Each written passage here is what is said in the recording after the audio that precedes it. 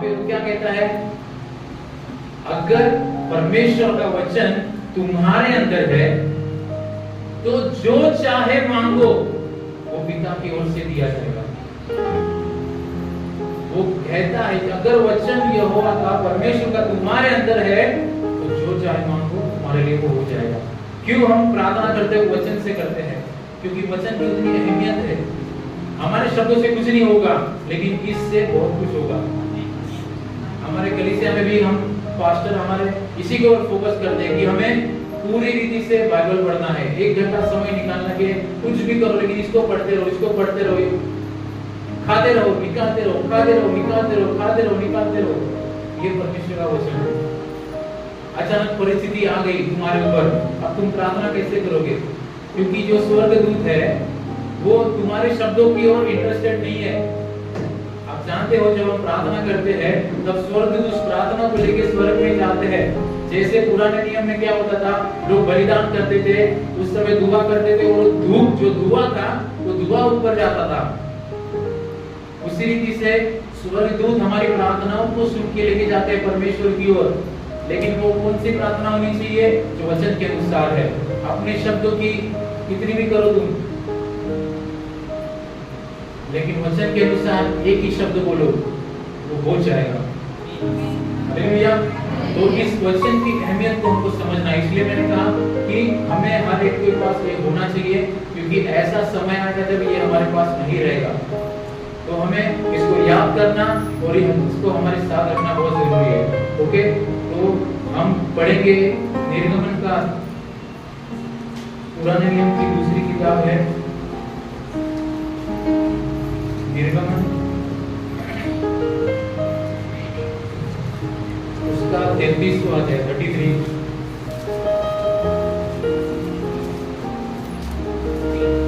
उसका 18वां वचन।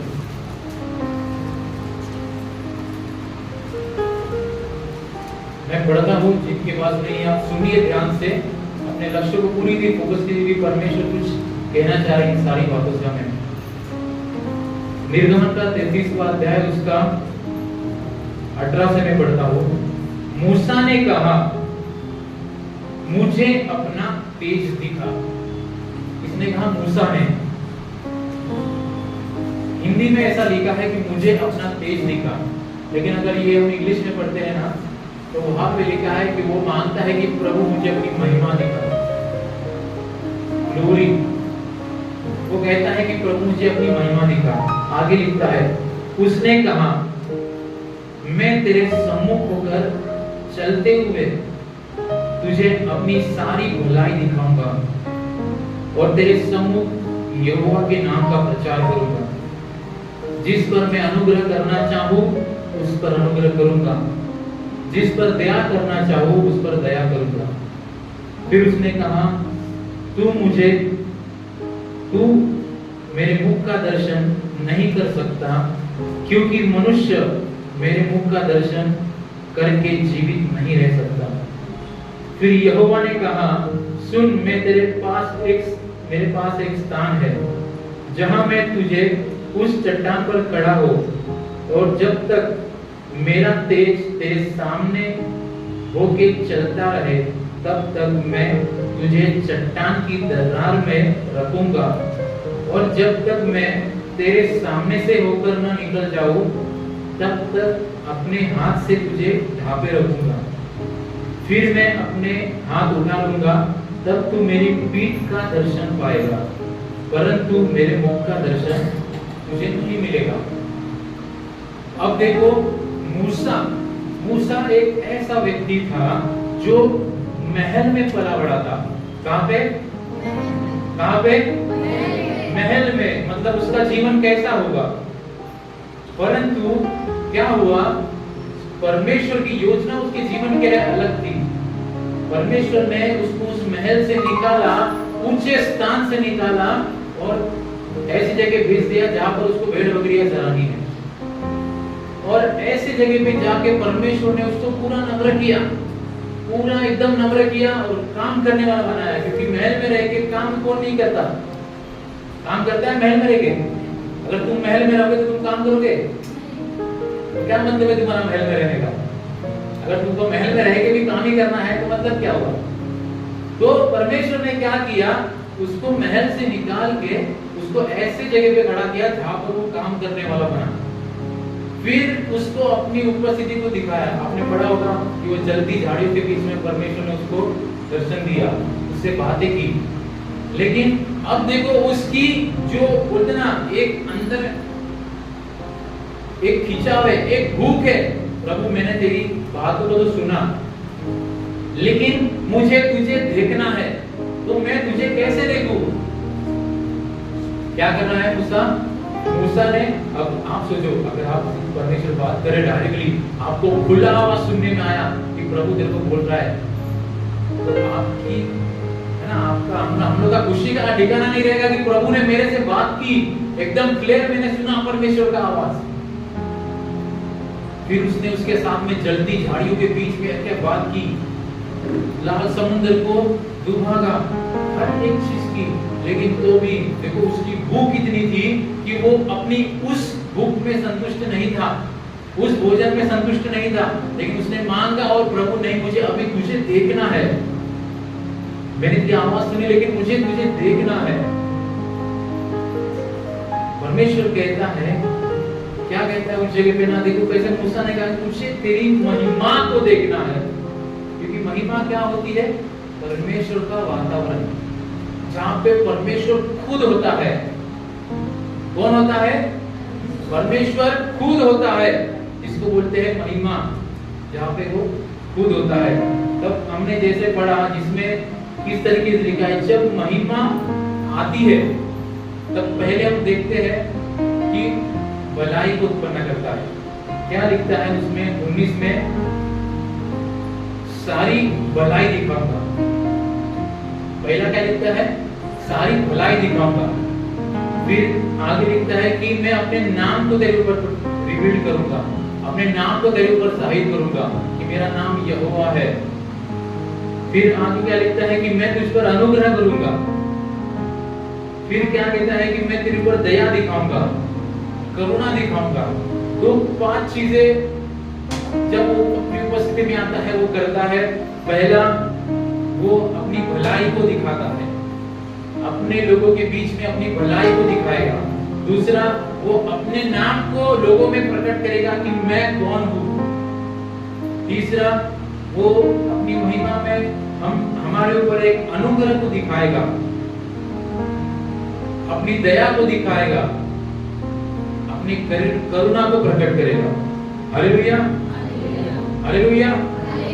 क्योंकि ये सब चीजें हम महसूस कर सकते हैं। देखो वहां पे किस तरीके से हमने पढ़ा, जब वो मांगता है कि प्रभु मुझे देखना है। अब परमेश्वर क्या बोल रहा है कि नहीं, तू नहीं देख सकता। वो बोलता है मुझे तेरे मुख का दर्शन चाहिए, मुझे तेरा चेहरा देखना है। मेरा चेहरा नहीं देख सकता। क्यों नहीं देख सकता? क्यों नहीं देख सकता? मनुष्य परमेश्वर का चेहरा क्यों नहीं देख सकता? क्यों नहीं देख सकता? तेजों में है, लेकिन एक दीवार है, एक दीवार है, इसलिए वो चेहरा हम नहीं देख सकते। हालेलुया। हमने सबने सुना होगा, बचपन में हम कहते ना, मछली जल की रानी है, जीवन उसका, हाथ लगाओ तो बाहर निकालो तो क्यों क्यों मर जाएगी? पानी उसका जीवन है, क्योंकि पानी उसका वातावरण है। वो वातावरण मछली का पानी है, और अगर तुम उस वातावरण से उसको बाहर निकालोगे तो वो, शेर को तुम बोलोगे नहीं हम लोग इधर पालेंगे, 4-5 शेर लेके आओ जंगल से, बोलेंगे नहीं हम इधर पालेंगे। पॉसिबल है? क्यों नहीं है? क्योंकि शेर का वातावरण जंगल है, उसको उसके लिए बनाया गया है। पक्षी को बोलोगे नहीं तुम चल के जाओगे, इधर रास्ता बनाया है, इधर चल के जाना है, घूमने का नहीं, आकाश में ट्रैफिक जाम हो रहा है, इधर से जाना है। उनका वातावरण वो है। परमेश्वर ने मनुष्य को जब बनाया था तब कहां पे रखा था? कहां पे रखा था? जोर से कहिए, कहां पे रखा था? तो आदन की वाटिका जो थी वो मनुष्य का वातावरण था। क्यों? क्योंकि परमेश्वर उसमें आता था। वचन कहता है कि हर जब ठंडे के समय, दिन के ठंडे के समय पे यहोवा आदम से मिलने आता था। वो मनुष्य का वातावरण था जिसको परमेश्वर ने बनाया था।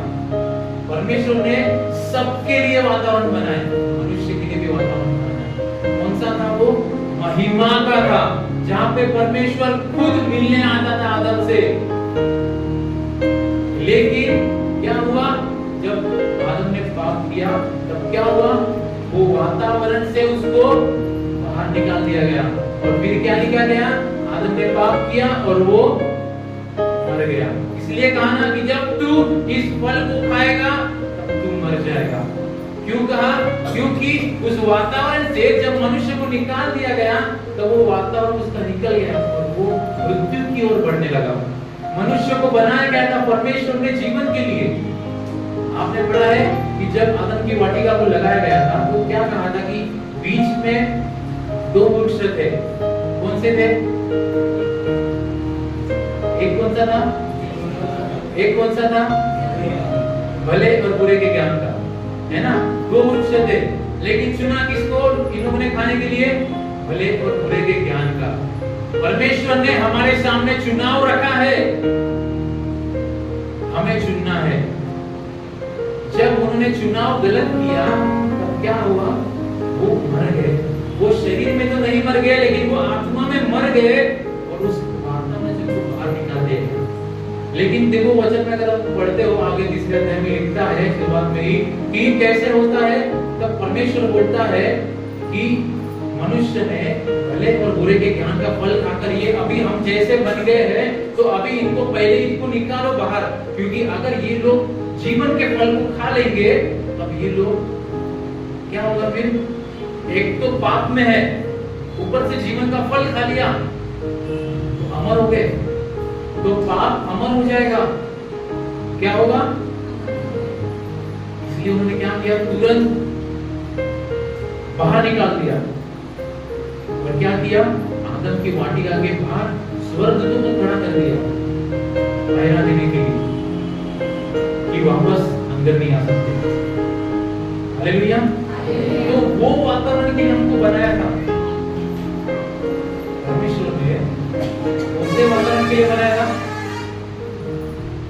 तो खेती करने के लिए या काम करने के लिए नहीं बनाया था।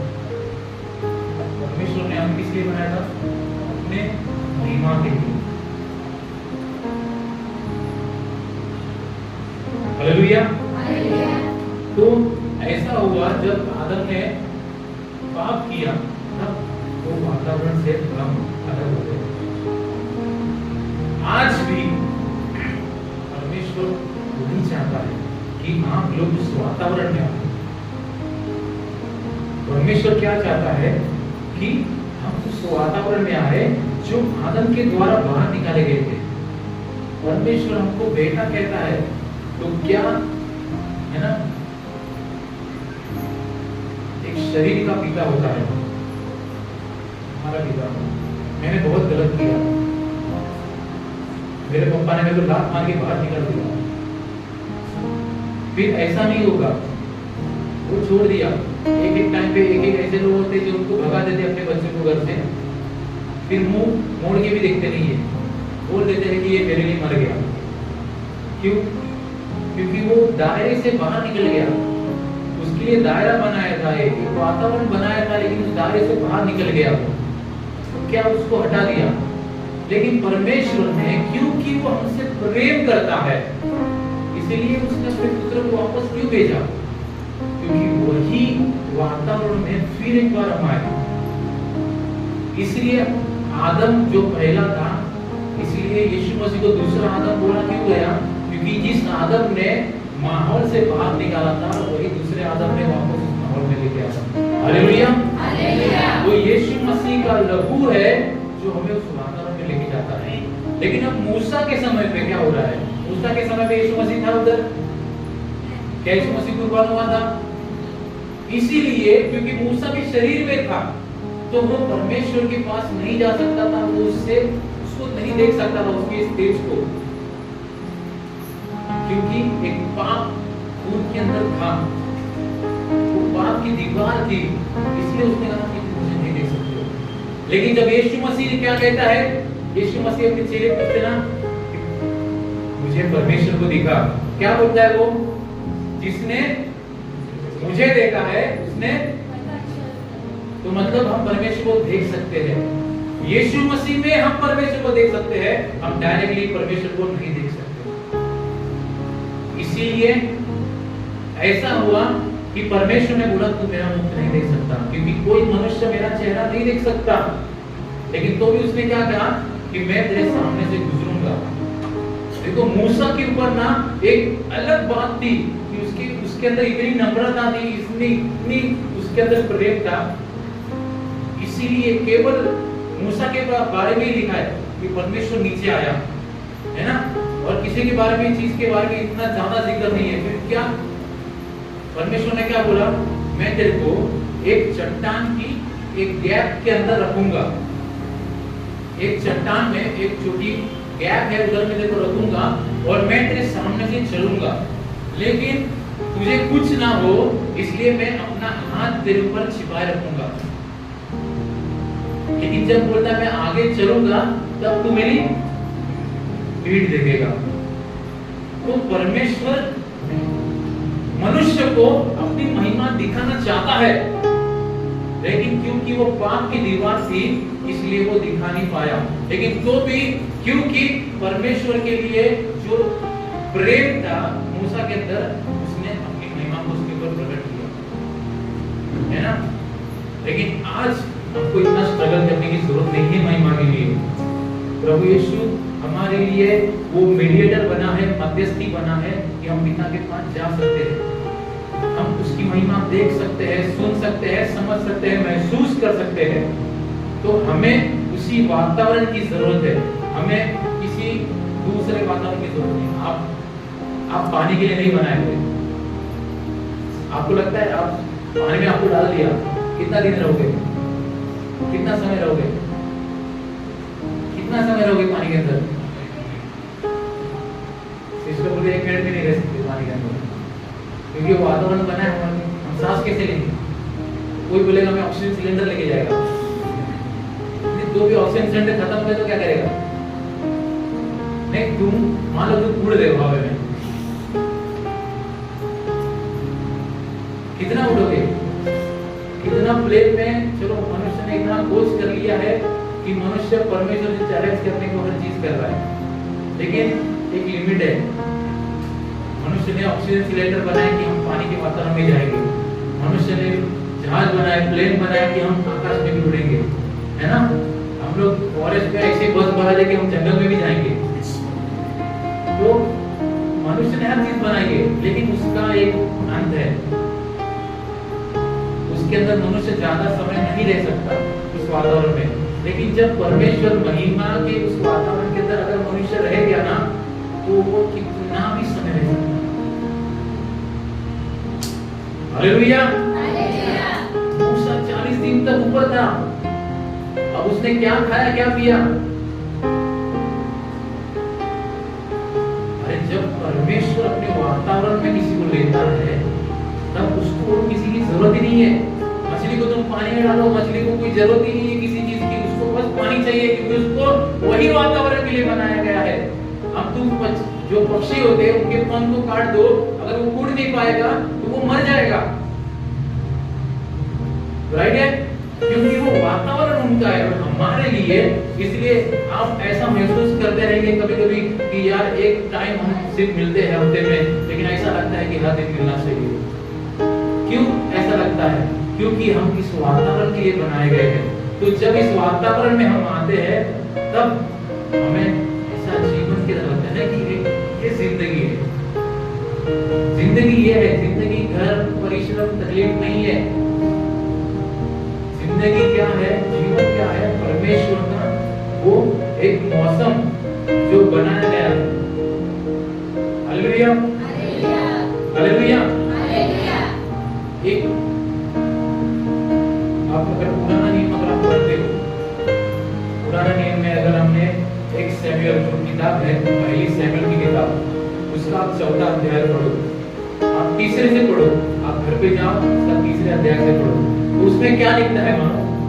देखो पहले आपको याद है जब हर जगह पे क्या होता था, मंदिर के अंदर क्या रखा था, परमेश्वर का वाचा का संदूक। क्या था? वाचा का संदूक। वाचा का संदूक क्या था, लेकिन वो उसको क्यों रखा गया था? क्योंकि ये परमेश्वर की उपस्थिति, उसको बोला जाता था वाचा का संदूक। मतलब क्या? परमेश्वर की क्या था? परमेश्वर की क्या था? परमेश्वर की वाचा का संदूक मतलब क्या था? परमेश्वर की उपस्थिति। अब क्या हुआ, आप अगर पढ़ोगे उस अध्याय में कि एली और उसके दोनों बेटे, इन लोगों ने क्या किया है अपने जीवन को। एली तो मान लो याचक था, अच्छे तरीके से थोड़ा बहुत कर रहा था, लेकिन उसकी गलती ये थी कि उसने अपने बच्चे को नहीं सुधारा। तब आप भी अगर अपने परमेश्वर के लिए बहुत बड़े-बड़े काम करते हो और अगर आप अपने बच्चों को सही नहीं करते हो तो आप भी गलत करते हो। जहां पर वो गलत है उसे गलत बोलो, जहां पर वो सही है उसे सही बोलो। एली ने क्या गलती किया? एली ने अपने बच्चे को फ्री छोड़ा था। उसके दोनों बच्चे कुछ भी करते थे जो उनके मन में आता था, परमेश्वर के राह में नहीं चल के अपनी मर्जी को कर रहे थे। अब क्या होता है, फिलिस्ती लोग आक्रमण कर रहे इस्राएल पे। अब ये लोग क्या याचक बन के लोगों को लेके क्या हो रहे, ये पूरी सेना लेके इस्राएल की, हम भी युद्ध करके जाएंगे। वो लोग आए, हम भी जाएंगे। चलो लो सब सामान ईमान, कोई गाड़ी लेके चलो, है ना, घुस गए। अभी क्या हुआ? क्या हुआ? वो लोग हारने लगे, वो लोग हार रहे, वो लोग हारते जा रहे, सब मरते जा रहे। अब ये लोग भाग के वापस आ गए। अब क्या हुआ? अभी क्या दिमाग चल रहा है, नहीं अभी हमें परमेश्वर की जरूरत है। अब ये लोग क्या कर रहे हैं, वाचा का संदूक उठाया। अब वाचा का संदूक को लेके रणभूमि में चले गए, युद्ध की भूमि में। लेकिन क्या हुआ, और लोगों ने मारा, फिलिस्ती लोगों ने और मारा। ये और क्या किया, वाचा का संदूक जो था वो भी उठा के लेके गए। क्या हुआ? अब इनको क्या लगा, परमेश्वर अगर हमारे बीच में आ गया तो हम जीतेंगे।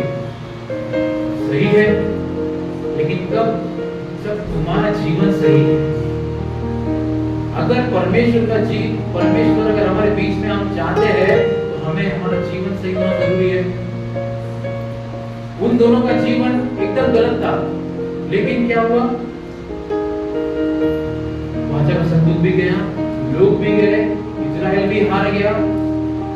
अब ये बात सुन के अब उसके दोनों बच्चे भी युद्ध में मारे गए। एक सेवक आया दौड़ते दौड़ते एली के पास। एली बूढ़ा हो चुका था, एली बैठा था। जैसे एली के कान में खबर पड़ गई, तेरे दोनों बच्चे मर गए।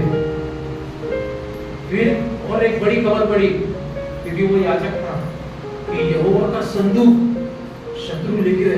तो जैसे उसने ये चीज सुनी, तो नीचे गिरा, गर्दन की हड्डी टूट गई, वो मर गया। उसी समय ये खबर भी, वो उसका एक बेटा था पिनियास, उसको खबर पड़, उसकी पत्नी को पड़ गई। उसकी पत्नी गर्भवती थी, उसकी पत्नी गर्भवती है, उसको ये सुनाई दिया मेरे पति मर गए, संदूक यहोवा का लेके गए शत्रु। अब क्या हुआ, उसकी जच्चा की पीड़ा, मतलब उसका जो दर्द था गर्भ का, वो बढ़ गया, और गर्भ का दर्द बढ़ गया। उसने एक बच्चे को जन्म दिया। उसी तकलीफ में, उस माहौल में उसने बच्चे को जन्म दिया, और उसका नाम क्या रखा उसने? इकाबोद। क्या रखा? इकाबोद, जिसका अर्थ होता है परमेश्वर की महिमा चली गई। हालेलुया। उसने अपने बच्चे का नाम इकाबोद रखा। क्यों? क्योंकि वो माहौल ऐसा बन गया, उसमें परमेश्वर की उपस्थिति इज़राइल के लोगों में से चली गई।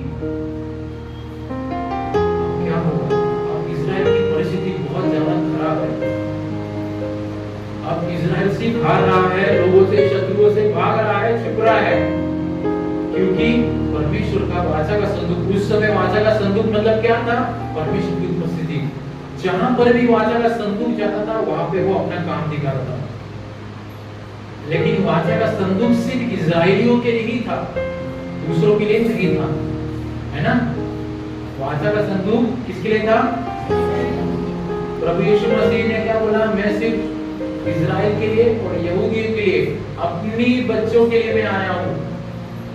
क्योंकि उस समय भी परमेश्वर अपने सामर्थ्य से इस्राएलियों के बीच में रखा था। अब क्या हुआ? उपस्थिति चली गई, लेकिन जहां पर यहोवा का संदूक रखा गया ना, अब वो लोग ने भी बड़े अच्छे, है ना, हम लोग उठा के लेके आए यहोवा का संदूक, अभी ये लोग का क्या होगा?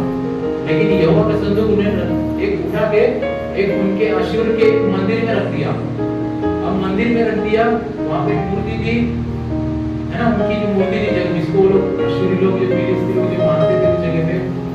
अब दूसरे दिन उठ के देखते हैं वो मूर्ति नीचे गिरी हुई है। सुबह आके देख रहे वो मूर्ति नीचे गिरी हुई है। फिर उठे, उसको उठा के रखा, फिर गए, फिर दूसरे दिन आके देख रहे मूर्ति के टुकड़े टुकड़े हो गए।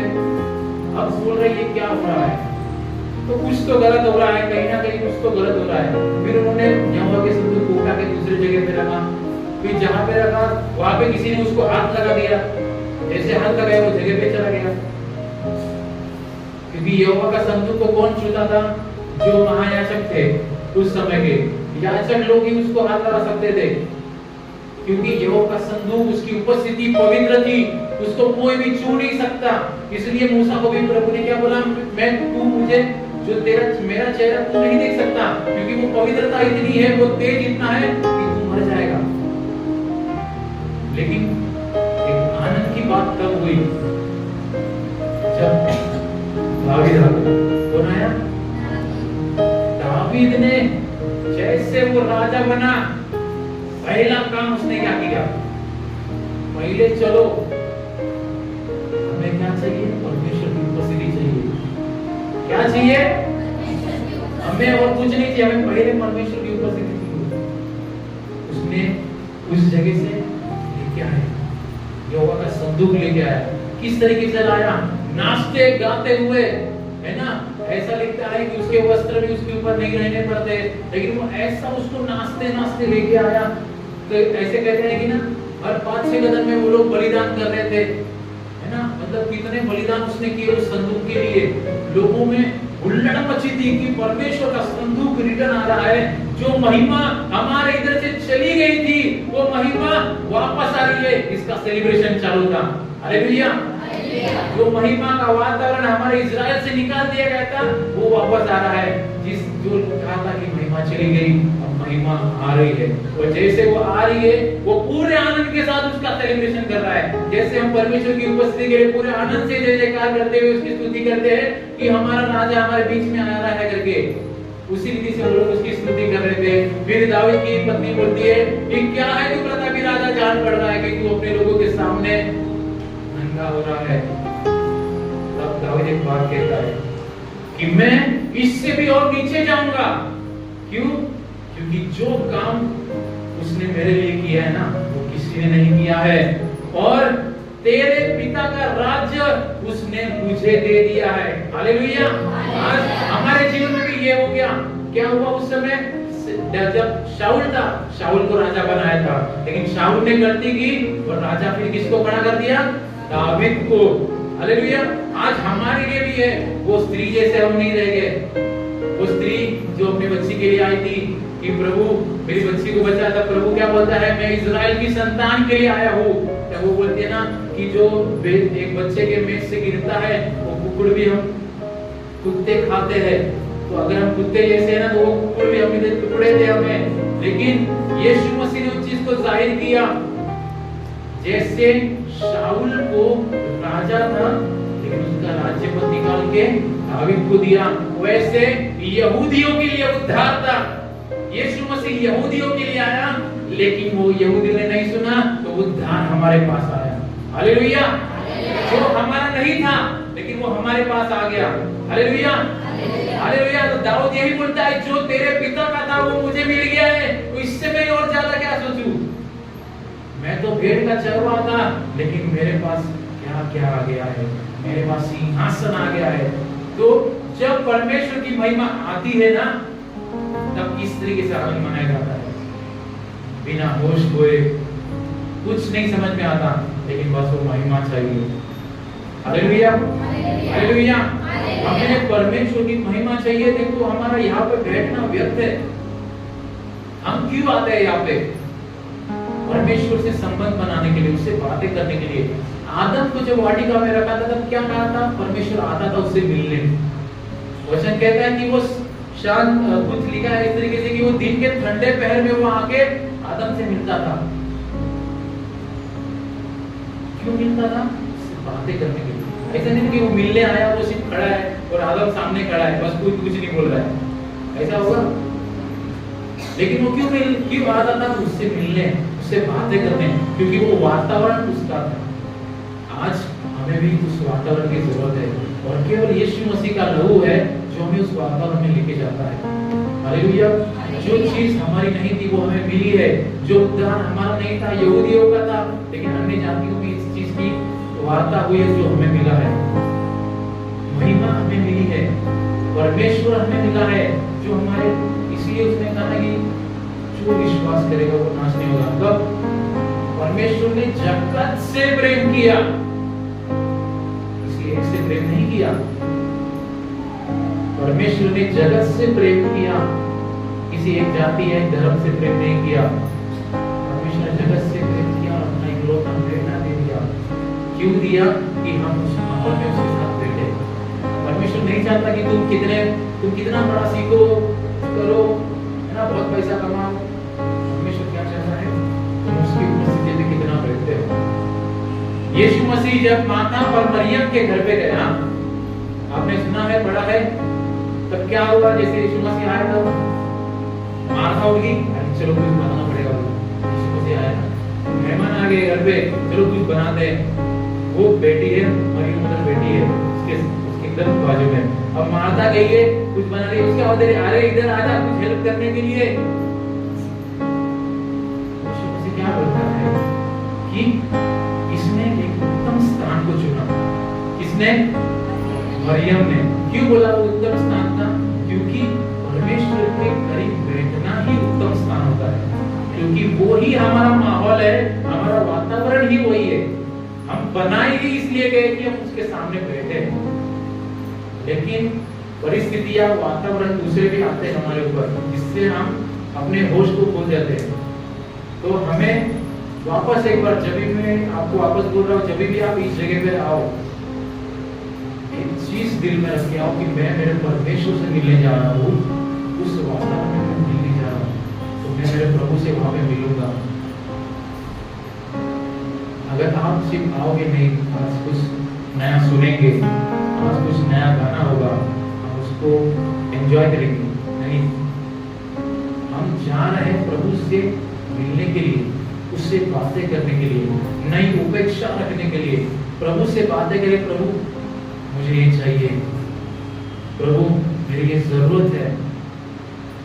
वचन कहता है कि अगर तुम्हारा संसार का पिता है, संसार का पिता, क्या तुम उससे अच्छी चीजें मांगोगे तो क्या वो बुरी चीजें देगा?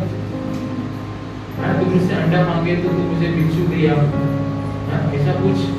तो बोलता तुम्हारा स्वर्गीय पिता तो उससे भी भला है, तो तुम्हारे मांगने पे क्यों नहीं देगा? तो हमें उससे मिलना है, उससे बातें करना है। इस उपस्थिति में ही ये होता है। महिमा के लिए उसकी उपस्थिति जब लोगों के बीच होती है, परमेश्वर हमेशा यही आशा करता है कि कब मेरे बेटे मेरे सामने बैठे। हमारे कलीसिया में भी पास्टर इसी चीज की ओर फोकस करते हैं कि हमें 1 घंटा बैठना है, प्रार्थना के लिए 1 घंटा बैठना है। अगर तुम बैठते हो तभी तुम परमेश्वर की आवाज सुनने पाओगे, है ना? नहीं तुम बड़बड़ करते हो। देख मैं चीज बोल रहा हूँ, चलो आप एक दोस्त के साथ बात कर रहे हो, एक दोस्त के साथ तुम बातें कर रहे हो, है, तुम बड़बड़ चालू है तुम्हारा, लेकिन वो पूरी नहीं रहा है। आधा घंटा हो गया, पौना घंटा हो गया, वो कुछ रिप्लाई नहीं दे रहा है, कैसा लगेगा? अच्छा लगेगा। लेकिन परमेश्वर का वो वातावरण जब होता है ना, तब परमेश्वर की आवाज हमें सुनाई देगी।